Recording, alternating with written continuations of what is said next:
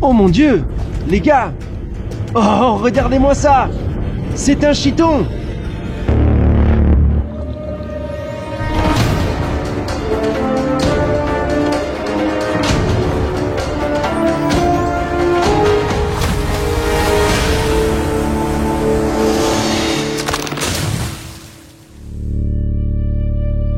Je n'avais jamais vu de l'eau aussi froide et bleue que la mer de Salish. C'est un labyrinthe complexe de voies navigables parsemées de diverses chaînes d'îles. Et sous la surface, un royaume d'animaux rarement rencontrés. Je vais le toucher, vous êtes prêts? Cependant, si vous vous trouvez le long de son incroyable littoral, ou mieux encore, au bord d'une de ses nombreuses îles, vous aurez la chance de rencontrer des animaux marins intertidaux. Aujourd'hui, l'équipage et moi allons nous aventurer en bateau vers l'île inhabitée de Dow. Une masse terrestre satellite adjacente à l'île d'Orcas, elle peut être explorée depuis son point le plus au nord à son point le plus au sud en moins de 30 minutes. Bien qu'il y ait très peu d'animaux vivants à l'intérieur, à marée basse, le rivage est parsemé d'étranges créatures marines. Il suffisait donc de chercher aux bons endroits pour trouver quelque chose que l'on puisse mettre devant les caméras. D'accord! Il n'y a que nous sur l'île en ce moment. Et waouh, je peux vous dire que c'est vraiment une sensation cool d'arriver sur un spot comme ça, complètement inhabité, libre d'humains. Tout est possible ici. Et ce que nous recherchons vraiment aujourd'hui, c'est la vie marine qui se cache parmi ces rochers. Maintenant, c'est la marée basse, comme vous pouvez le voir, il y a des algues, les herbiers marins qui vont être extrêmement glissants.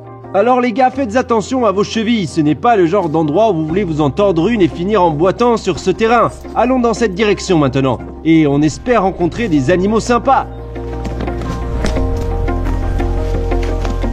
D'accord, voici quelque chose auquel nous ne nous attendions pas. Nous avons traversé tous ces bois denses et en plein milieu de l'île se trouve un sentier. Cela devrait rendre le passage de l'autre côté beaucoup plus simple. Très bien les gars, on y va. Et regardez-moi ça, la marée revient d'ici. C'est une zone de marée parfaite. Je vois là des poches remplies de zoster. Je vois du varech là-dedans. Ce serait parfait pour trouver des créatures marines. D'accord, allons-y les gars, vous êtes prêts? C'est parti! Voilà un gros morceau de bois. Regardez cette poche qui est remplie de petits escargots. Regardez bien tous ces petits gars qui sont ici. Waouh, regardez-moi ça. Je ne sais pas si vous pouvez zoomer ici. Regardez dans cette petite crevasse. Est-ce que vous arrivez à voir ici? C'est ce qu'on appelle un citron de mer. Maintenant, je peux voir que ces petits organes sensoriels sont sortis. Et vous voyez ce petit groupe de froufrous à l'arrière? Eh bien juste là, ces récepteurs les aident à détecter les produits chimiques présents dans l'environnement. Et c'est ainsi que ces créatures se déplacent et étudient leur environnement. D'accord, très bien, je vais le chercher. Vous êtes prêts? D'accord, je vais le faire très lentement. Ok, tu vas être vraiment très gluant toi, je le sens. Ah, viens ici mon pote. Très bien, super, voici un citron des mers, également connu sous le nom de droïde. Il a une peau vraiment très verruqueuse. Parfois, vous pouvez les trouver et ils sont d'un jaune très vif. C'est pourquoi on les appelle citrons de mer. Ils ont également ces petites taches noires très distinctes sur le dos. Bonne question. Non, ça sent la limace. Et ils sont apparentés aux limaces et aux mollusques. Et si je le monte comme ça, vous voyez, je vois le dessous là. Voilà son pied. C'est plutôt cool, n'est-ce pas? Ouais, c'est un peu comme si c'était une gomme au citron. Et regardez ça, tout comme le chat de mer verruqueux qu'on a trouvé au Costa Rica, il se transforme en quelque sorte de boule lorsque vous le tenez dans vos mains. Très bien les gars, vous êtes prêts? Je vais remettre le citron de mer sous la bûche. Ah oui, c'est vrai, avant ça, j'ai un petit mot pour vous. Vous êtes prêts? Tous les citrons ne sont pas des citrons de mer, mais tous les citrons de mer vivent dans la mer. Essayez de dire cela 10 fois plus vite. Ouais, je sais, ce n'est pas facile, n'est-ce pas? Très bien, c'est parti. Au revoir, mon petit gars. Juste ici, donnez-lui juste une seconde pour qu'il se remette à sa place. D'accord, très bien. Le citron de mer n'est peut-être pas l'animal le plus difficile à attraper, cependant en trouver un demande de la chance, car ils sont une espèce indicatrice et signalent un écosystème très sain. Cela m'a donné un fort sentiment de confiance, car si l'environnement est exempt de polluants, cela signifie qu'il y a plus de créatures à trouver. Quoi? Rien? Je pensais que celui-là cachait quelque chose d'incroyable. Très bien, on regarde celui-ci maintenant. C'est plutôt intéressant à noter. Regardez comme toutes les algues sont complètement emmêlées et séchées au soleil. C'est donc en dessous qu'un animal pourrait potentiellement trouver refuge contre le soleil une fois la marée descendue. D'accord, allez, il faut qu'on ait un peu de chance pour ce coup-ci. Waouh! Bon sang, regardez-moi ça! C'est un énorme terrassier! Waouh, c'est le plus gros que j'ai jamais vu. Et ça, regarde, laissez-moi voir son visage. Je crois que c'est un terrassier de roche. Et je peux le dire grâce aux marques rayées distinctes juste là sur le devant de sa tête. Vous voyez les gars? Regardez-moi ça, c'est énorme. Maintenant, vous regardez cette créature et vous vous dites probablement: Coyote, c'est une anguille, ce n'est pas un poisson. En fait, c'est un poisson. Ce n'est pas du tout une vraie anguille, même si elle ressemble vraiment. Maintenant, il m'est impossible de garder cette chose complètement immobile. D'accord, installe-toi ici et zoome sur la tête de l'animal, Marc. Est-ce que vous arrivez à voir ces rayures distinctes? C'est comme ça que j'ai pu l'identifier comme un terrassier de roche. Il existe plusieurs espèces d'épines dans cette zone, mais celle-ci est la plus grande. Et cela peut paraître énorme pour vous et moi. C'est le plus gros que j'ai jamais attrapé, mais ils peuvent atteindre environ 3 pieds de longueur. C'est impressionnant. C'est incroyablement visqueux et glissant, et voici quelque chose de vraiment cool à propos de ces terrassiers. Ils peuvent réellement respirer de l'air, ils respirent sous l'eau avec leurs branchies, et lorsque la marée descend, ils peuvent rester hors de l'eau pendant plusieurs heures à respirer de l'air. Vous remarquerez maintenant cette crête qui longe son dos, cette colonne vertébrale dorsale qui a de petites pointes dessus, et je peux sentir cela un peu comme les nageoires d'une branchie bleue. Et ce n'est pas assez pointu pour forcément me piquer, mais il l'utilise pour s'aider à s'équilibrer lorsqu'il nage sous l'eau.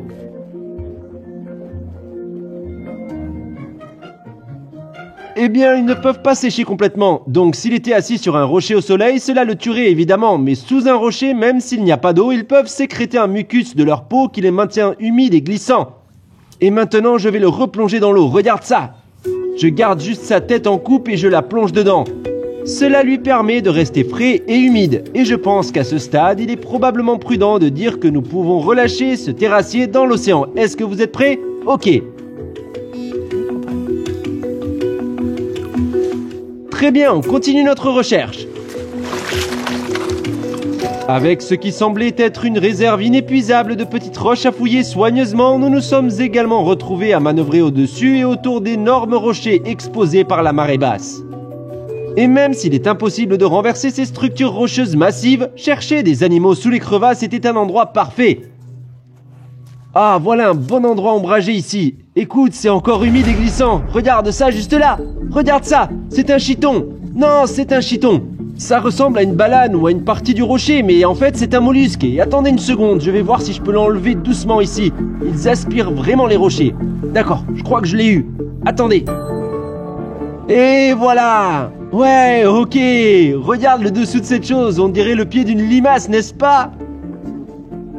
Non, ce n'est pas une balane, c'est un mollusque et ils sont apparentés aux limaces et aux escargots. Et c'est une petite espèce, je ne sais pas quelle espèce, mais si tu regardes là-bas, tu verras toutes ces plaques blindées qui descendent au centre, on les appelle des évents. Et croyez-le ou non, la plus grande espèce de chiton vit dans cette région. Et c'est honnêtement ce que j'espère découvrir aujourd'hui. La marée est assez basse, il suffit d'être au bon endroit, au bon moment, et trouver la bonne série de roches. Et maintenant, je vais remettre celui-ci à l'ombre juste ici, d'accord ? Et voilà, très bien, on peut continuer d'avancer et on va essayer maintenant de trouver le fameux gombout géant. Le gombout, mon ami! Jusqu'à présent, à part les terrassiers, tout ce que nous avons trouvé était plutôt petit, jusqu'à ce que je saute entre deux rochers et me retrouve au pays des géants. Waouh, un Bernard l'ermite! Waouh, qu'est-ce que c'est que ça? C'est encore le petit concombre de mer. Oh mon Dieu, regardez-moi ça. Regarde la taille de cette étoile de mer. Waouh, et elle est violette en plus. Regardez, vous avez déjà vu une étoile de mer aussi grosse? C'est la première fois, moi aussi. Oh mon Dieu. Oh mon Dieu, les gars. Voici une chose que je voulais vraiment qu'on trouve. Non, non, non, non, regarde ça. Ouais, je l'ai. Regardez-moi ça. C'est un gambut. C'est un chiffton, c'est en fait un type de mollusque apparenté aux escargots et aux limaces, et je pense qu'entre les deux, nous avons trouvé nos créatures phares. Très bien, en fait, la marée commence à remonter à ce stade, alors avançons un peu et rapprochons ces deux-là pour les caméras. Wouah, c'est génial! Ouh, super les gars!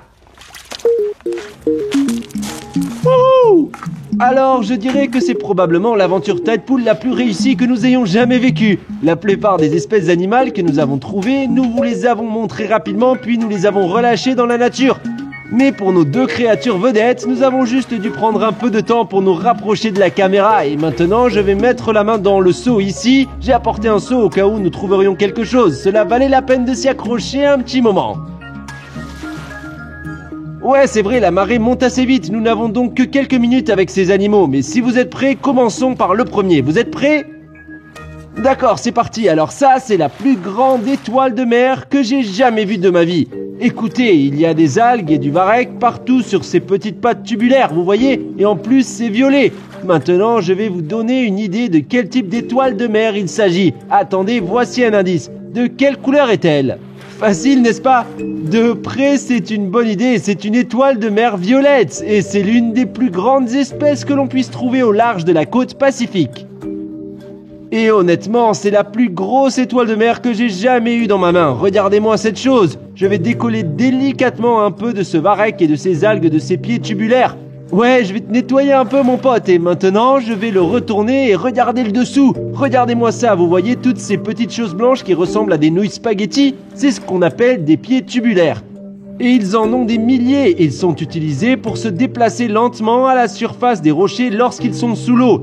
Et en fait, croyez-le ou non, je dis bouger lentement sur les rochers, lorsqu'une étoile de mer en a besoin, elle peut voyager assez rapidement. Et désormais, outre le mouvement, ces pieds tubulaires sont également utilisés pour les aider à attraper et à consommer leur proie. Et aujourd'hui, ce dont ils se régalent principalement, ce sont les mollusques et les palourdes. Et qu'est-ce qu'ils feront si, disons que ma main c'était un mollusque ? Eh bien, vous savez comment ils se referment dans leur coquille comme ça ? Ce qu'il fera, c'est engloutir complètement le mollusque, l'enrouler autour de ses bras, puis utiliser toute sa puissance pour ouvrir légèrement la coque, et ensuite ils prennent la bouche et en fait ils retournent la bouche et le ventre. Cela signifie donc que leur bouche et leur estomac sortent du centre de leur corps. Ils libèrent des enzymes digestives dans leur proie, ce qui détruit le corps de la proie, donc essentiellement cela les tue et les empoisonne. Puis ils sont capables d'aspirer toute cette chair délicieuse dans leur bouche et de prendre un repas. Et est-ce que tu veux savoir quelque chose de vraiment dégoûtant ? Après avoir consumé leur nourriture, ils la rejettent directement hors du même trou. Ah, la bouche et les fesses au même endroit, c'est fou, n'est-ce pas ? C'est carrément dégoûtant, mais quelle intéressante créature de mer sans aucun doute, c'est la plus grande étoile de mer que j'ai jamais vue. Et maintenant, je sais que dans les épisodes précédents de Beyond the Tide, nous avons montré les petites étoiles chauves-souris et quelques espèces plus petites, mais cette chose est à peu près aussi grosse que mon visage, regardez. Une chose intéressante que nous savons à propos des étoiles de mer, c'est que si elles perdent un membre, celui-ci peut se régénérer. Alors disons qu'il reste coincé dans un rocher ou un oiseau ou un autre type de prédateur arrive et mord une de ses pattes. Cela ne tuera pas l'étoile de mer, c'est ce qu'on appelle l'autonomie caudale et cela finira par faire repousser ce membre. C'est une espèce très commune le long de la côte Pacifique et elles sont assez simples à trouver lorsque la marée est au plus bas. C'est cool, n'est-ce pas ? L'étoile de mer violette. Très bien, je vais remettre ça dans le seau et faire ressortir notre grande star du jour. Est-ce que vous êtes prêts pour ça ? D'accord, laissez-moi la sortir d'ici. Regardez-moi ça. C'est, à mon avis, l'une des créatures les plus bizarres que nous ayons pu rencontrer. Cela me rappelle un peu le lièvre de mer Noire, mais ce n'est pas aussi spongieux. Maintenant, ce chiton est tout à fait unique parmi les autres espèces de chitons, parce que je vais le transformer de cette façon. Et celui que nous vous avons montré plus tôt avait ses valves distinctes qui s'étendaient sur toute la longueur du corps. Ils sont un peu comme des blindages et maintenant cette variété possède également ses valves mais elles sont recouvertes de cette peau épaisse et robuste. Cette peau s'appelle la ceinture. Et maintenant vous vous demandez probablement qu'est-ce que ça fait ? Est-ce vraiment gluant ? Ce n'est pas le cas. Vas-y Marc, mets ta main ici et touche le dos de ce chiton. C'est vrai, on dirait une peau d'éléphant ou de rhinocéros, c'est très résistant et très durable. Non seulement il les aide à se camoufler, mais ça les protège également contre les prédateurs potentiels.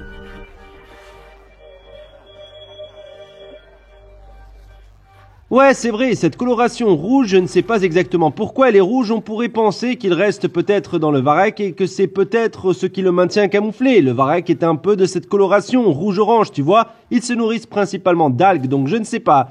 Cependant, cette peau dure va certainement le défendre contre tout prédateur potentiel. Oh ouais, regardons l'anatomie du gumboot. Il est très solide, donc je ne peux que le maintenir ouvert. Et maintenant, tout comme une limace, ils ont un pied qui est juste ici au milieu.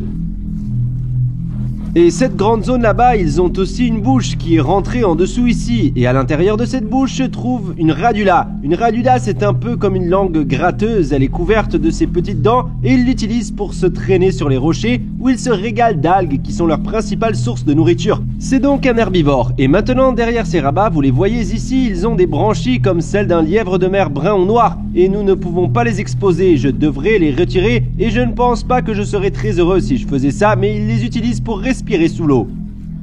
Aujourd'hui, la plupart des espèces de chitons sont capables de réellement aspirer les roches. Cependant, cette espèce n'est en réalité pas capable de s'accrocher très fermement et très souvent, les vagues violentes les détachent des rochers et vous les verrez échouer sur le rivage comme ceci, juste face à la verticale. Et malheureusement, elles ne sont pas capables de se retourner et elles cuisent au soleil et meurent. Nous devons donc absolument rendre cette créature à l'eau et espérons-le sous un gros rocher solide. Ils le peuvent et tant qu'ils restent positionnés vers le bas, comme ça, et aplatissent leur corps, ils peuvent rester hors de l'eau pendant un temps considérable. Eh bien, c'est une bonne question. Eh bien, nous savons que les hérissons sont des mammifères et ceci n'est pas un mammifère, c'est un mollusque et ils peuvent se pelotonner à peu près là, n'est-ce pas? Il ne va pas se recroqueviller complètement en boule. Ce qu'il fait en ce moment, c'est protéger son pied, sa bouche et ses branchies qui sont juste derrière ces rabats ici. Et je suppose que ce doivent être des parapodes, tout comme le lièvre de mer qui possède des parapodes, sortes de flexibles, ce sont des muscles très denses et très durs. Ouais, assez bien, si vous le regardez de côté, c'est comme un Pac-Man géant. De plus, cela ressemble à une créature extraterrestre qui aspirerait peut-être votre visage. Mais ça ne fera pas ça. Bonne nouvelle pour moi, ils ne mordent pas non plus, donc je n'ai rien à craindre. Ils ne sont pas venimeux, et vraiment pas du tout venimeux, c'est une espèce totalement sûre à manipuler si vous en trouvez une dans le bassin de marée.